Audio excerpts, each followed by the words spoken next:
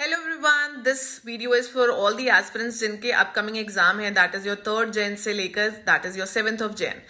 यहाँ पे हम बात करते हैं कि 31 दिसंबर और 2 जनवरी वाले स्टूडेंट्स का क्या अपडेट रहा है, कि उनका जो पेपर का पैटर्न था वो किस तरह का रहा है। तो पेपर 1 का जो लेवल है वो कंपैरेटिवली इजी टू मॉडरेट के बीच में रहा है, बट जो पेपर 2 का लेवल है वो थोड़ा सा क्या है, डिफिकल्ट आया है।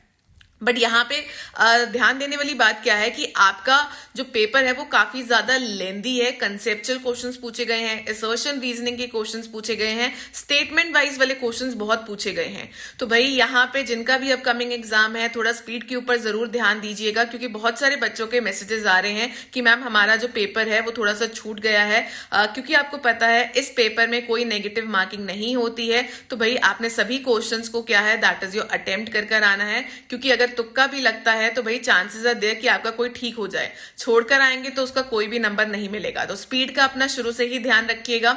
और क्योंकि स्टेटमेंट वाइज और कंसेप्चुअल क्वेश्चंस आते हैं तो उसको पढ़ने में जो है वो समय ज्यादा लगता है।